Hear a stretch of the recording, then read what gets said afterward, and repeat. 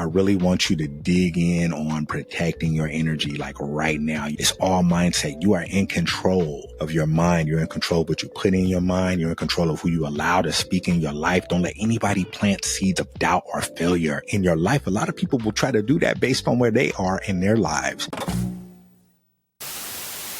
The number one energy that you want to avoid right now is complaining. Complaining is a release of negative energy without a resolution, and it often perpetuates negativity rather than leading to productive change. And it's harmful because if you hear someone complaining or if you complain yourself, I hear people complain and it's loud. Like it kind of has this like reverberation throughout the room when people complain. And it not only drags down your energy, but it can also affect the people around you. And it really creates this cycle of like frustration and stagnation. So you really want to avoid complaining. I had a conversation with the group once, and it was a mix of people who were, having a really great month. They were performing at a high level, and then some other folks who were not doing their best. Everything's all good. One person comes into the mix, really not having a good month. They're asked how they're doing. That's why you really want to be careful when you ask people how they're doing, because if they're not doing well, they're going to let you know, and they might start complaining. This person started to complain about where they were at the moment. And one thing I noticed from the top performer is he immediately left the conversation, turned around, and started doing his business. Mind the business that pays you. When it comes to people complaining, you really want to get out of those situations. So instead of complaining, focus on finding a solution or taking action. Okay, so ask yourself, when it comes to these situations, what can I do to change this situation? That's the best way to avoid complaining. And if you're around people that complain, politely exit the conversation. Whatever you got to do, get out of the situation as quick as possible, because people will infect you with their negative energy. Okay, so next we have projecting negative energy. You want to avoid projecting negative energy. Projecting negative energy onto others is often a reflection of our internal struggles. When we project, we push our emotions onto others, which can harm relationships. It's harmful because it creates unnecessary conflict. It can alienate people. It often damages trust and connection. I would talk about people who would only reach out to me when bad things happen to them, or they're just in a negative space and they want to be uplifted.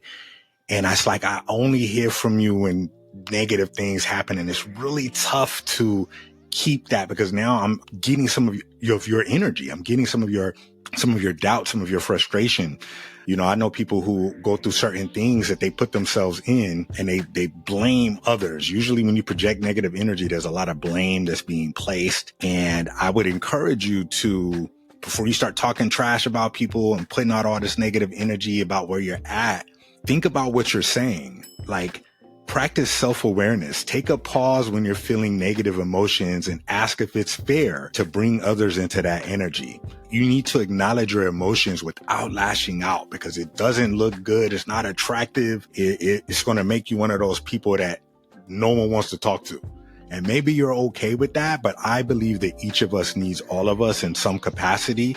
I'm not really the biggest people person, but I still embrace the opportunities to connect. The next energy that you want to avoid is dwelling on the past. So constantly revisiting the past, it can really keep you in this trapped space. You're trapped in regrets, you're trapped in what ifs, and it prevents you from living fully in the present and moving forward. I've had times in my earlier years where, I had a really good job, maybe I lost it, opportunities that didn't work out, and you could get trapped in the things that didn't work out. But it's best to move forward, because it's harmful to dwell on the past, because it leads to feelings of resentment, regret, self-doubt. It hinders your growth, and it keeps you from creating a better future. So you don't want to dwell on the past. You don't want to dwell on what happened last month. Today's a new day. Today's a new month. And you want to focus on what you can change. Don't focus on things that you can't change. What's done is done. One thing I've done to learn how to deal with dwelling on the past is focusing on mindfulness and acceptance. You have to learn from the past, but don't live it, because every day is a new day. Remind yourself that today is an opportunity that can create a new experience. When you wake up in the morning, how are you waking up? Are you waking up thinking about yesterday? Are you waking up thinking about what you might be behind on? Or are you waking up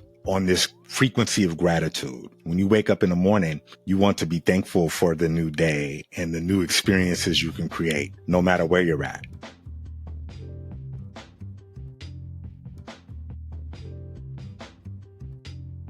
Okay, so we got a bonus energy to avoid for you, and that is doing things that don't matter. When you spend time on things that don't align with your goals or values, it's draining and it's unfulfilling. And it's harmful because it wastes time, it wastes energy that could be spent on things that truly matter to you. And often it's a way to avoid facing bigger issues or even tackling, bigger projects. If you want to find a miracle in your life, find out what you've been neglecting. And whatever you've been neglecting, go to work on it, complete it, finish it, okay? And then watch the miracle take place. I can tell you how many times I have put off a big project because it just seems so daunting. And now I can address it. And now there's so much confidence that can be found when you start to do things that truly matter. But you waste time when you don't work on what matters. So how do you fix this? What's the solution? Time management is a big thing, but I would say reevaluate your priorities on a regular basis. And a regular basis can be weekly, right? On Sundays, take 60 minutes to dig into your week. What's important this week? And I've learned to take it day by day, but it's still important to have some sort of framework of what's important in your life. That way you're getting from each day versus getting through each day. Reevaluate your priorities and understand what you're putting into your body and your mind. It doesn't have to be like recreational. It could be things that you're watching as well. You start letting go of those habits, you'll find that you will be able to live with greater purpose. Recapping the 4 energies to avoid. You want to avoid complaining, avoid projecting negative energy. You want to avoid dwelling on the past. And then also the bonus tip was doing things that don't matter. So I want to encourage you to, reflect on this and identify which of these energies you might want to let go of.